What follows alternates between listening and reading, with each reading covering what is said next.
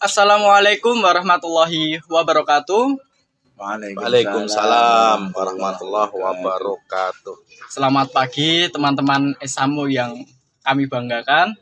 Sebelumnya saya sangat berterima kasih kepada Bapak Kepala Sekolah SMA Negeri 1 Mojolaban, Bapak Mujapar Sarjana Pendidikan Magister Pendidikan yang telah sekian kali selalu mendampingi kita berdiskusi bersama di acara Kongko Esamu yang saat ini kita laksanakan. Dan terima kasih juga kepada Bapak Faid selaku guru agama Islam di SMA Negeri 1 Mojolaban. Tema kali ini teman-teman, pendidikan agama, nasionalisme, dan kebutuhan milenial. Sebelum menginjak ke pembahasan kita, apa sih Pak makna nasionalisme secara sederhana di kalangan siswa pelajar itu?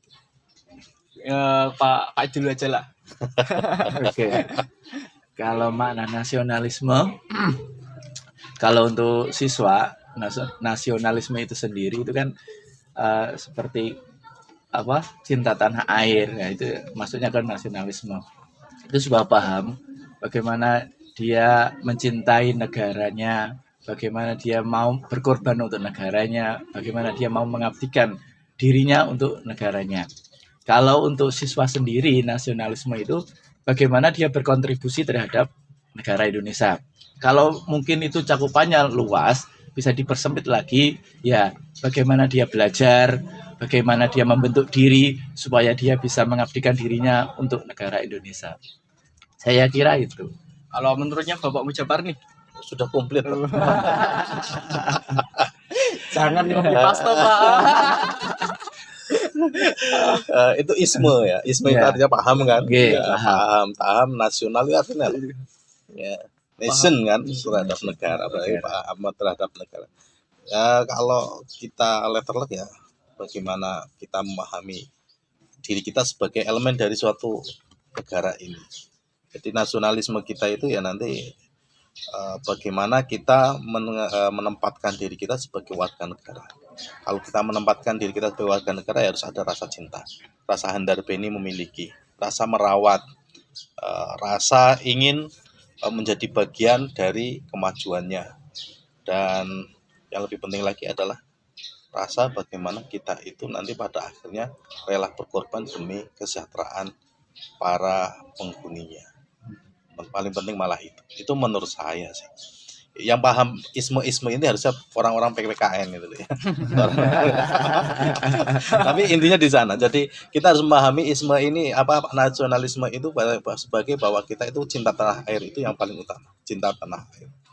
Dan kalau Mbah Hasyim Asy'ari itu cinta tanah air itu dinyatakan dalam hubul waton minal iman. Itu bukan hadis, tetapi itu sebuah kata yang selalu dilontarkan beliau ketika perang jihad. Iya. Jadi sementara orang lain itu tidak punya konsep itu, tetapi kita punya konsep itu hubul waton minal iman. Iya, itu bisa dikatakan sebagai ijtihad. Ijtihad ulama. Sehingga kita itu lebih kuat daripada negara-negara yang mayoritas muslim yang lain. Ketika diopok-opok kita itu karena kita nasionalis religius nasionalis ya. Religius nasionalis. Jadi kita harus berterima kasih sekali pada Mbah Hasyim Asy'ari yang memang waktu itu menelurkan dan para ulama-ulama saat itu ya. Karena itu kan didukung. Karena itu beliau juga ketua Masumi juga Pak saat iya. Saya itu pernah sedikit mendengar sebuah penjelasan itu sebelum terbentuknya dasar itu beliau Al-Hadratus Syekh kan, beliau itu gelar Al-Hadratus Syekh kan mendapat gelarkan itu hafal 6 kitab besar agama Islam. Beliau itu dulu itu ceritanya gini Pak, sebelum memutuskan dasar agama Islam itu dulu kan panitia yang berunding itu kan di Jakarta, BPUPKI. Iya, itu kan bertengkar, apakah ini sudah sesuai dengan syariat Islam. Nah, ada satu tokoh yang namanya Wahid Hasyim. Putranya beliau. Beliau itu disuruh mereka ke Mbah Hasyim. Mbah, ini pripun? Konco-konco neng kono do ribet karo dasar negara. Iki piye? Sekesek ya oleh Mbah tok salat 40 rakaat itu baca surahnya apa saya lupa ya Pak itu. Ketika itu selesai itu Mbah Hasyim itu bilang, "Pun le, dasar negara pun sesuai syariat Islam. Itu baru Wahid Hasyim kembali ke sana dan bilang Mbah Hasyim sampun merestui. Iya, dalam prosesnya itu Mbak Hasyim Asy'ari melakukan tirakat yang sangat berat. Ah, Yang sangat berat itu. Jadi ciri-ciri orang-orang apa namanya yang ketika kita memikirkan orang banyak, memikirkan suatu bentuk negara kan memikirkan bangsa ya. Itu tidak kok hanya kita perdebatan logika, tetapi ini sudah sampai pada taraf spiritual, mengkaji untuk keberkahan, kemanfaatannya, kelemahannya, kekurangannya, dan antisipasinya luar biasa. Maka itu perlu tirakat yang kuat dalam kisah itu. Tirakatnya sudah cuma itu, sholatnya itu kelihatannya 2 rakaat, tapi kita itu nggak akan kuat melakukannya. dan itu menarik bahwasanya dalam kebersamaan dalam memutuskan suatu masalah agak cuma sekedar logika yang dipakai, Iya. tapi juga Tuhan diikut sertakan dalam Iya, keputusan itu. Itulah Indonesia. Nah, Tapi sekarang saya tuh pernah dengar sebuah profesor dari University Indonesia, dia menjadi dosen tuh. Indonesia kenapa nggak maju-maju? Karena Indonesia tidak ada yang ditakuti, Pak. Israel takut dikerumus oleh lautan-lautan negara-negara Islam. Amerika Serikat takut dikerumus dengan Cina. Cina itu takut dikerumus dengan Amerika. Kalau mereka nggak kuat, ya nggak maju negaranya. Lah Indonesia nggak ada yang ditakuti, Tuhan aja nggak ditakuti, Pak. Lah bayangkan aja Pak gini, ketika sudah didapat amanah di bawah dijanji di bawah Sumpah. kitab disumpah, mereka mengingkari janjinya. Tuhan aja nggak ditakuti, makanya Indonesia nggak maju-maju gitu loh, Pak. Ya, saya tidak sebenarnya tidak seutuhnya percaya membenarkan kalimat itu ya. Kok orang Indonesia tidak tahu sama Tuhan? Enggak lah, enggak kayak gitu. Cuma memang kita masih ada kerancuan-kerancuan berpikir yang memang itu harus ditata ulang ya, ditata ulang. Dan sebenarnya yang paling penting takut sama Tuhan apa tidak itu, kalau kita menyalahkan yang sudah di sana itu, wong kita itu masih seorang pendidik dan kita dalam pendidikan, ya harus kita koreksi malah di sekolah kita. iya. Ya, bagaimana kita menyiapkan anak-anak kita itu menjadi orang-orang yang punya nasionalisme tinggi, sehingga nanti pada akhirnya kita semua itu bisa menikmati baldatun thayyibatun rabbul ghafur. Yang penting malah itu. Nah, ini perannya Pak Wahid nanti yang harus mengajarkan pembelajaran agama yang bagaimana komprehensif. Karena gini, Indonesia itu dulu orangnya sangat religius kan. Pada akhirnya kan tergerus. Dan ini saya itu malah mengenaskan gini. Saya beberapa waktu yang lalu, ini kondisi nyata ya, real. Saya itu berbincang-bincang dengan anak-anak muda yang usianya sekitar 30-an tahun, 24 sampai 30-an tahun. Mereka itu punya posisi-posisi penting di dalam suatu usaha-usaha yang ada di negara, ada yang perusahaan-perusahaan besar gitu. Dan mereka cerita bahwa kecenderungan anak-anak muda seusianya itu ateis. Oh gitu. Kecenderungannya ateis. Mereka ngapain beragama, yang penting baik. Kenapa ateis itu? Saya tanya, kenapa ateis? Dan mereka tokoh-tokoh agama yang tiap hari gembar-gembor saja tidak bisa dipercaya. Dan agama itu hanya menanamkan kebencian. Nah, itu agama itu hanya menanamkan kebencian. Padahal saya punya saudara Kristen, saya Islam. Tiap hari saya disuruh membenci orang yang Kristen, padahal itu saudara saya, kakak saya. Demikian juga di Kristen, juga di Katolik. Itu sama ya, tidak cuma yang di Muslim. Dan model keberagamaan seperti ini yang pada akhirnya malah menurut saya ini penting sekali untuk menjaga masa depan negara ini tetap dalam keadaan religius. Karena serusak-rusaknya negara ketika mereka masih religius, insya Allah mereka masih tertata. Tapi kalau mereka sudah tidak religius, nanti harga kemanusiaan itu hilang. Coba yang ateis benar-benar membunuh orang itu kayak nggak bunuh saja gitu. Tapi kalau kita itu kan masih ada. Kalau seandainya kita bukan negara yang religius, pergeseran Soeharto, presiden kita Soeharto dulu itu mesti juga berdarah-darah. Pergeseran Gus Dur ketika lengser itu mesti berdarah-darah. Ya. Bayangkan ketika Gus Dur dilengser pun kan itu kan pembela Gus Dur itu juga jutaan itu, dan mereka itu bukan orang sembarangan, itu sudah berkumpul siap menghanguskan Jakarta. Kalau bukan orang yang dikelola dalam keadaan religius itu nanti akan mengerikan ya. Maka sebenarnya kita perlu berpikir ulang. bagaimana pendidikan agama di sekolah-sekolah ini, sehingga membentuk mereka itu jangan sampai ateis dan membentuk mereka itu punya sifat nasionalisme tinggi. Ya. Karena kalau kaum milenial itu lama-lama itu berpikir apa sih agama pentingnya gitu untuk biar baik. Ternyata yang memegang tampuk-tampuk para tokoh-tokoh agama itu pada nggak bisa dipercaya kan. Iya. Nggak bisa dipercaya. Oh, kelihatannya kayak gini, ternyata melakukan kesalahan yang fatal, ternyata menggunakan agama sebagai kedok untuk kepentingan pribadinya, kepentingan golongannya, dan banyak hal lagi. Dan mereka berpikir kita butuhnya baik kan, ya udah saya tak baik saja gitu. Tapi itu penggerusan lama-lama, ya. Dan ini kejadian-kejadian bahwa pada akhirnya negara-negara ateis itu sudah banyak di dunia ini loh. Iya. Saya beberapa waktu yang lalu nonton di channelnya Angka dan Data. Channel Angka dan Data itu dijelaskan negara-negara yang dulu itu mayoritas beragama sekarang ateis. Oh. Ada Ceko, ini saya tulis, ada Ceko, dulu Katolik. Dulu Katolik 80% Katolik, yang lainnya agama Kristen. Sekarang 40%-nya itu adalah ateis. 29%-nya itu yang Katolik. Kristen masih agak bertahan. Mengerikan kan? Nah, Selandia Baru itu dulu 99% Kristen. Sekarang 49% itu ateis. 37%-nya Kristen. Yang lainnya agama lain. Artinya yang mayoritas itu ateisnya. Belanda itu dulu katanya 62% Kristen. 36% Katolik, Yahudi 2%. Sekarang Kristennya tinggal 15%. Ateisnya sekarang sudah 52%. Itu lebih dari separuh. Itu Belanda. Korsel itu awalnya Buddha semua. Korea Selatan itu negara Buddha dulu. Iya. Sekarang 56% sudah ateis.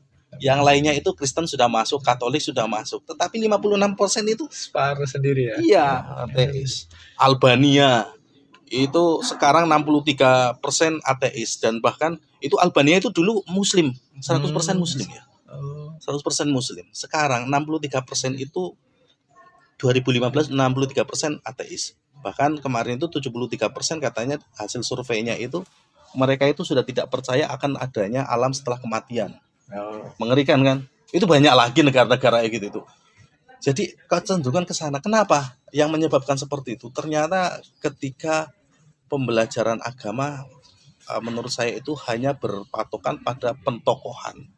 Iya, pentokohan tokoh ini, dan kemudian agama digunakan sebagai alat-alat politik, menghalalkan segala cara. Dan ini sekolah itu harus mengelola ini semua sehingga agama itu menjadi sesuatu yang benar, mereka itu dikembalikan pada konsep ketuhanan yang benar. Apapun agamanya. Nah, tadi penjelasan dari Pak Japar mengenai pendidikan di sekolah kita itu harus dibenahi. Bapak Faed sebagai guru agama Islam nih, sebelum masuk ke situ, makna Islam sendiri bagi pelajar itu apa, Pak? Makna Islam sendiri kalau dalam Islam ya, kalau menurut saya itu ada yang mengatakan pasrah. Islam itu pasrah. Ada yang mengatakan Islam itu melakukan sesuatu yang bermanfaat. Itu Islam. Dan kalau dalam sekolah, saya ingin mengatakan bahwasanya banyak yang harus dibenahi sebenarnya. Nggak cuma sekedar, Islam itu nggak cuma sekedar ritualitas, nggak cuma sekedar melaksanakan rukun Islam, nggak cuma sekedar melaksanakan rukun iman, nggak cuma meyakini saja. Cuman dalam perbuatan juga harus dilakukan. Dan kalau merujuk bahwasanya banyak orang mengatakan bahwasanya Islam itu ya cuma rukun Islam. Dah, stop. Itu saja. Banyak yang mengatakan percuma kalau kita Islam tapi nggak sholat.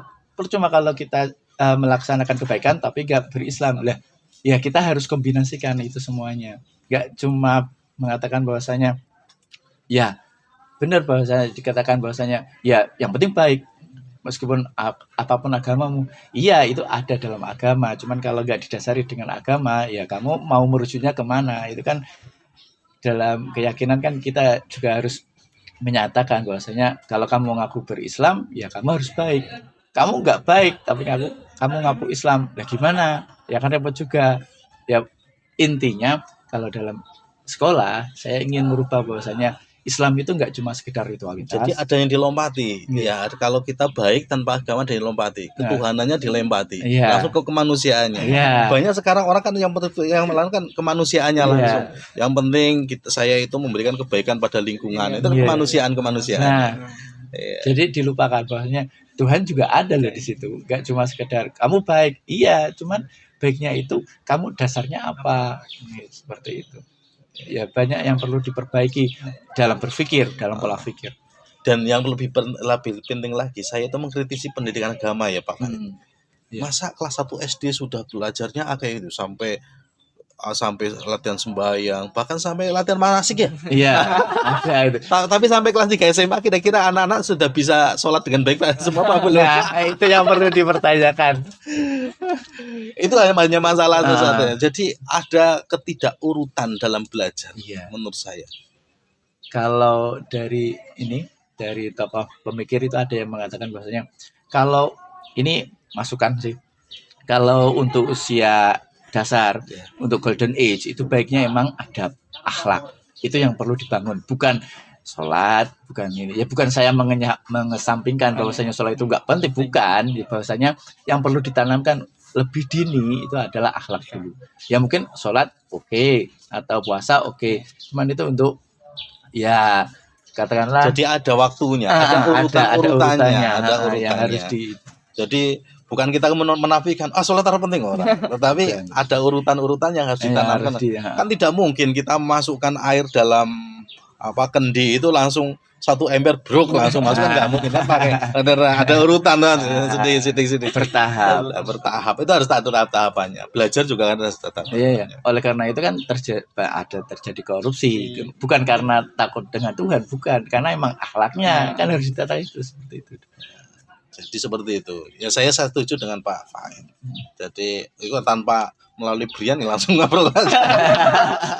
Anggap saja tidak ada moderator. Jadi kita harus ada urutan-urutan dalam pembelajaran agama ini. Terus, karena ini konteksnya sebetulnya kumpul muslim ya, kita cerita tentang agama Islam. Jadi memang apa yang perlu didahulukan dan step-stepnya itu harus jelas, sehingga nanti, dan yang paling penting lagi adalah menurut saya Pak Faid, pada akhirnya kita harus menanamkan kecintaan dalam beragama.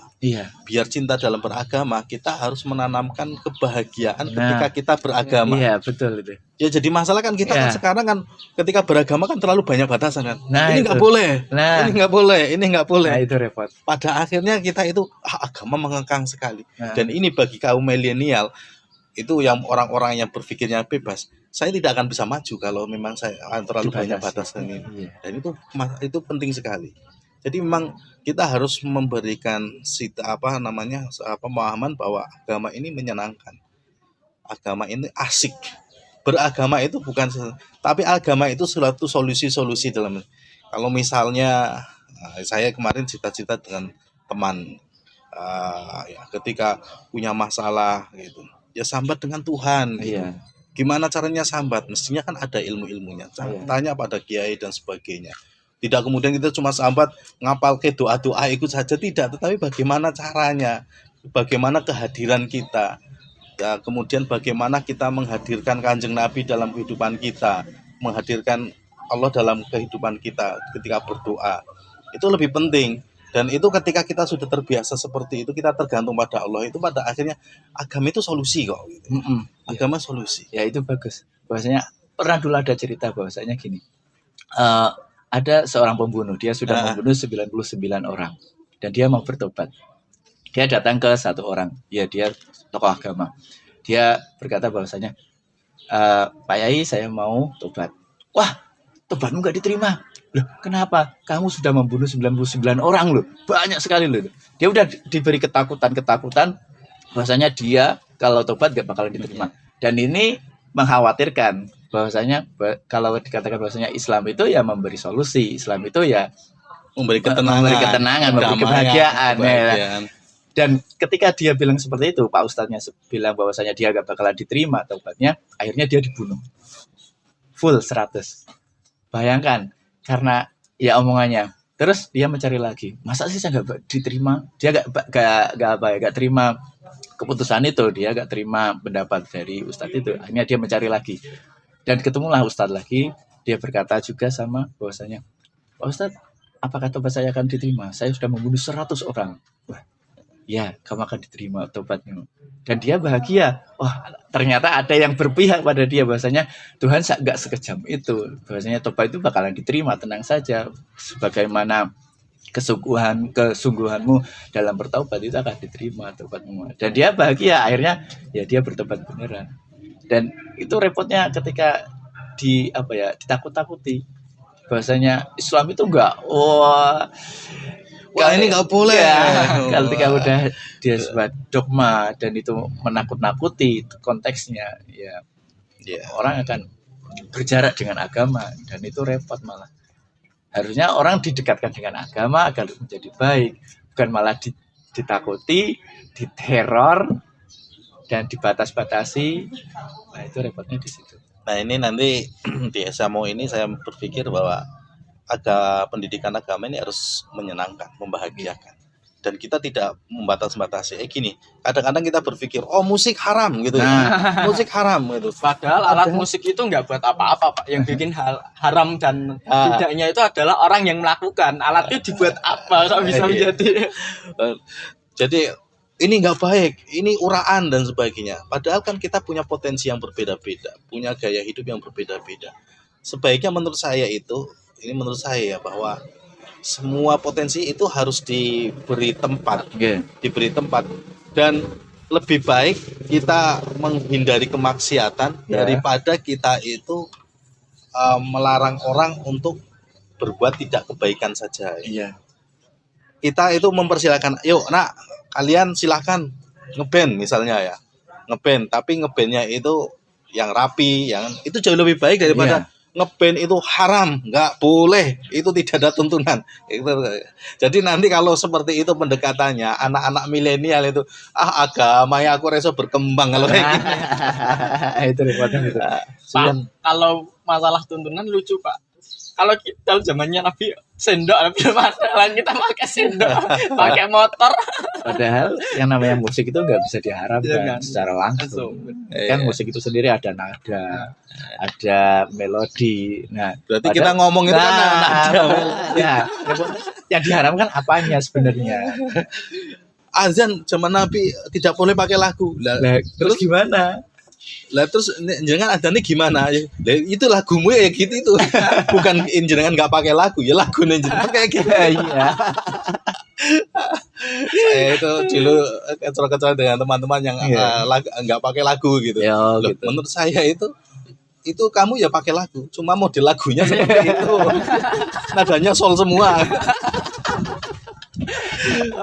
Tapi itu intermezzo ya, karena kita kan cuma memang menurut saya itu kita jangan terlalu banyak batasan-batasan selama itu masih tidak menyeberangi syar'i itu ya kita menurut saya itu lebih baik mencegah mencegah kemaksiatan daripada kita terlalu menghalang-halangi. Orang yang dengan bermain musik kemudian dia terhindar dari kemaksiatan itu banyak kan. Banyak. Dari itu musik dari Sunan Kalijogo. Iya. Dari wayang gamelan itu. Banyak orang yang lama-lama dulu kan banyak orang yang nggak Islam berubah menjadi Islam, masuknya agama melalui akulturasi budaya di Indonesia. Dan menurut saya Mojolaban besok harus menyenangkan beragamanya, dan itu harus jadi budaya.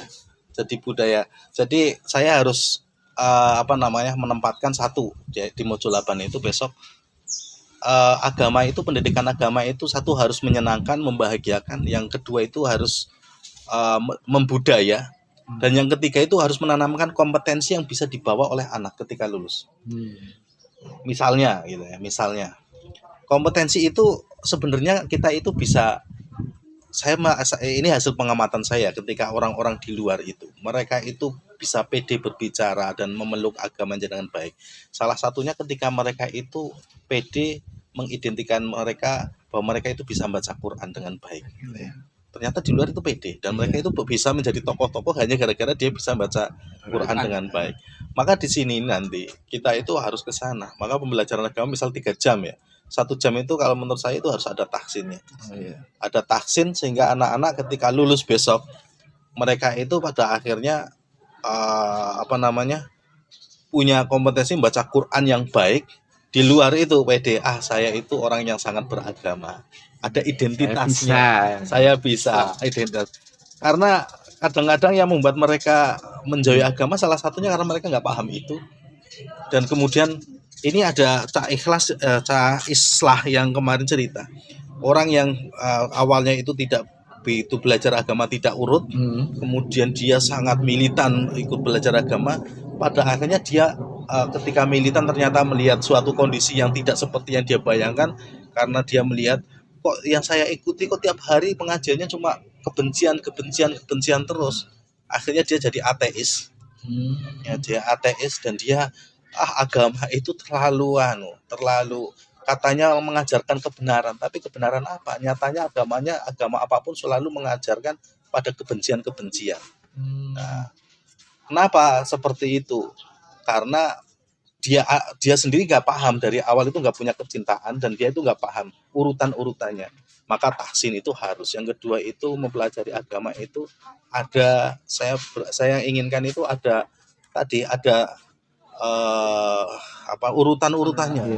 urutannya sehingga mereka itu cara berpikirnya jadi logis. Mana yang lebih penting dulu, mana yang kemudian gitu.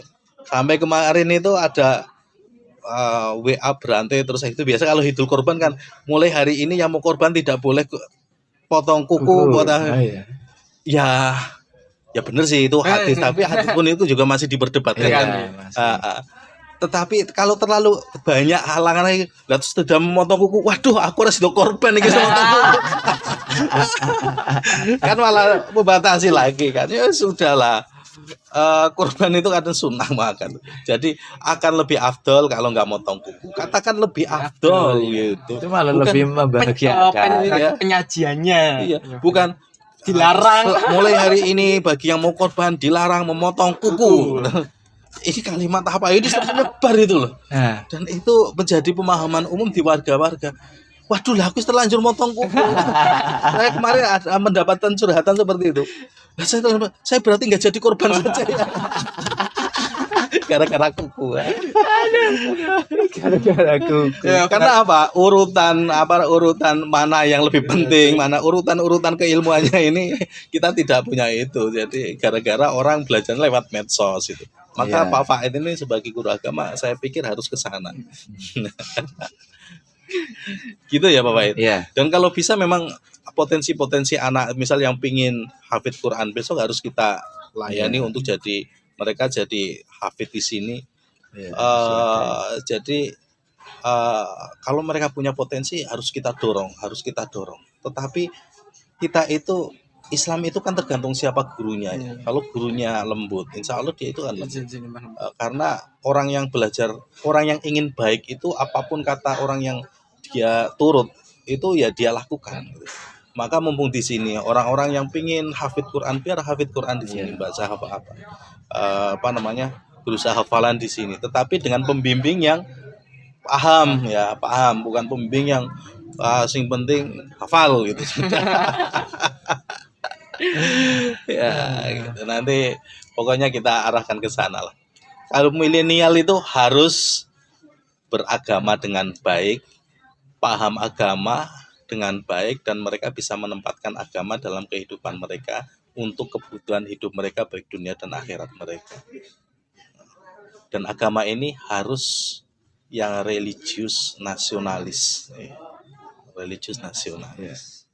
Membahagiakan. Berarti agama itu tidak bisa lepas dari nasionalisme ya Pak? Gak bisa. Kita beruntung loh. Orang-orang yang beragama kita itu mayoritas itu adalah yang religius nasionalis. Itu tadi di daerah Timur Tengah kan karena mereka tidak ada nasionalis. Akhirnya kan negaranya hancur. Tiap hari perang saling bunuh dengan saudara. Akhirnya mereka bisa beribadah dengan pena? Nggak bisa. Enak-enak kita, mereka mau baca Quran gimana, boom. Soalnya gini brilian, bahwasanya yang menyuruh kita jadi orang Indonesia siapa? Kan nggak mungkin kita minta ya Allah saya mau jadi orang Amerika, ya nggak bisa. Yang minta kita jadi orang Indonesia ya Gusti Allah, berarti ada sesuatu di situ. Ya kita harus cintai. Di mana kamu hidup ya itu yang harus kamu cintai. Itu lebih sebagai bentuk syukur ya. Iya, itu bentuk syukur. Bentuk syukur. Gini Pak, tadi kan sempat harus di sekolah kita itu harus membangun kecintaan terhadap agama gitu. Iya. Salah satu cara untuk membentuk kecintaan siswa itu ke agama itu bagaimana Pak? Salah satu cara. Afaid punya pendapat dulu. Cara Atau membangun bisa kita. melakukan Ya, yang jelas kalau menurut Pak Jafar itu agama itu harus menyenangkan. Nah, yang kedua itu harus jadi membudaya. Di pelajaran agama itu nanti juga harus apa namanya ada model pembelajarannya harus membahagiakan. Iya. Membahagiakan itu tidak cuma nyanyi-nyanyi joget-joget tidak loh ya. Tetapi kita misal pelajaran agama tadi, yang pertama tahsin, terus setelah tahsin kita adakan kayak debat memunculkan masalah. Misal belajar tentang zakat ya, tentang zakat. Ya bagaimana nanti memunculkan masalah-masalah tentang zakat debat. Nanti kan bisa 2 kelas kayak gitu tuh untuk cari debat dan kemudian saling mempertahankan. Nanti pada akhirnya mereka kan punya pandangan luas di sana. Dan itu kan ada kepuasan, kebahagiaan secara intelijensi. Iya. Tidak cuma bahagia itu joget-joget tidak. Lebih lagi nanti ketika umpamanya pembelajaran itu yang dibahas adalah contoh ya istiad-istiad yang udah ada di mungkin di media sosial kan banyak. Contohnya kemarin itu ada hasil istihad dari Mufti Arab Saudi bahwasanya pesta standing party itu haram. Nah, kita bahas di kelas.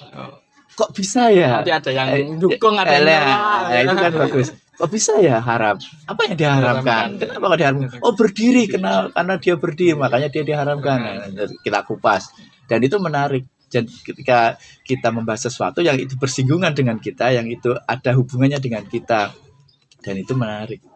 Iya, dan kalau bisa, iya itu jadi kebahagiaan.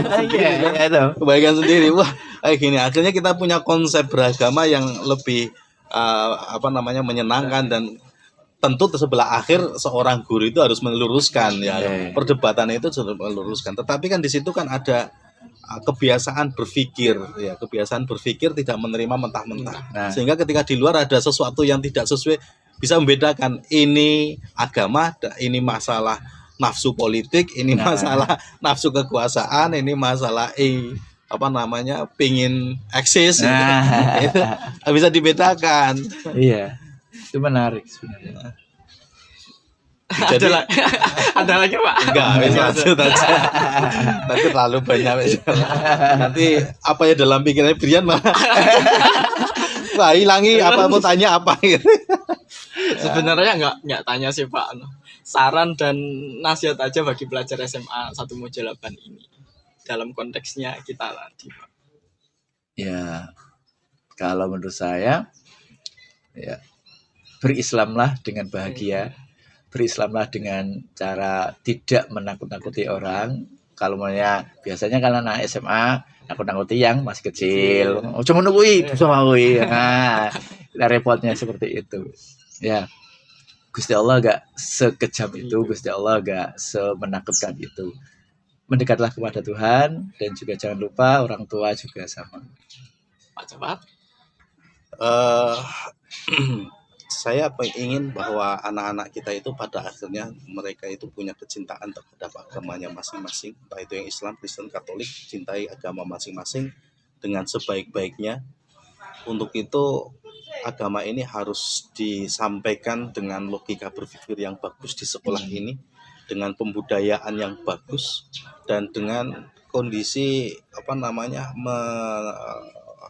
natural, keberagamaan yang natural, bahwa kita bisa memahami dalam satu keluarga itu kan modelnya cara berpikir beda-beda. Maka dalam satu sekolah ini juga berbeda-beda. Dan kita jangan kemudian menyalahkan orang yang berbeda dengan kita, karena semua itu pasti ada alasan Tuhan untuk membuat kita beda. Ya, sehingga ya sudah kita beragama dengan sebaik-baiknya sesuai dengan agama kita masing-masing, dan semua agama itu harus disampaikan dengan kebahagiaan. Yeah. Sehingga pada akhirnya agama itu membahagiakan, bukan agama itu membuat kita itu menjadi orang yang tersiksa. Opo positif takut neraka. Opo kita takut ya takut. Opo positif takut setan. Wah, ini godaan setan. Setan ini berkuasa sekali pada diri kita ya. Padahal manusia itu khalifah. Lah iya, kok jadi setan tuh begitu berkuasa pada kita. Wah, aku takut banget setan. Mungkin setan takut kita gitu loh ya.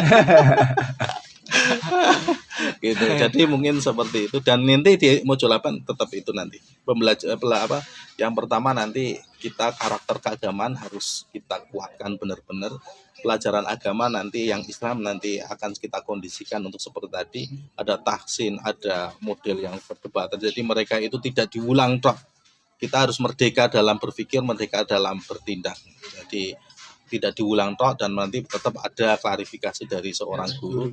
Dan di agama Kristen, Katolik juga sama, Buddha, Hindu juga sama. Yang pada akhirnya kita sekali lagi kita butuh membuat generasi yang beragama dengan logis, bahagia, menyenangkan. Tapi tetap dalam koridor yang seharusnya, kebenaran yang seharusnya. Ada tambahan lagi Bapak Jafar atau Bapak Eta? Cukup lah. Ya, teman-teman disimpulkan bahwa SMA Negeri 1 Mojo 8 akan membuat sebuah wadah kegiatan pembelajaran agama Islam yang sudah dijelaskan dari Pak Mujapar dan Pak Faid tadi untuk meningkatkan rasa kecintaan terhadap agama, meningkatkan rasa nasionalisme di dalam diri pelajar dan membentuk karakter yang religius nasionalisme yang seperti diucapkan beliau Al-Hadratus Syekh Yahya Haji Muhammad Hasyim Asy'ari, agama dan nasionalisme adalah dua kutub yang tidak berseberangan. Nasionalisme adalah bagian dari agama dan keduanya saling menguatkan. Dengan harapan ini, dengan dibuatkanlah Konggo-Konggo ini agar bisa dapat dipahami oleh teman-teman, dan terima kasih pada teman-teman yang setia menonton. Sampai jumpa lagi kurang lebih dalam penyampaian kita kali ini. Apabila ada kekurangan tambah loh bahasa, ya, bahwa agama itu harus menyenangkan bagi kaum milenial, Iya. sehingga mereka tidak meninggalkan agama. Agama harus menyenangkan bagi kaum milenial agar tidak ditinggalkan. Oke, kurang lebih mohon maaf. Wabillahi taufiq wal hidayah. Wassalamualaikum warahmatullahi wabarakatuh. Waalaikumsalam warahmatullahi wabarakatuh.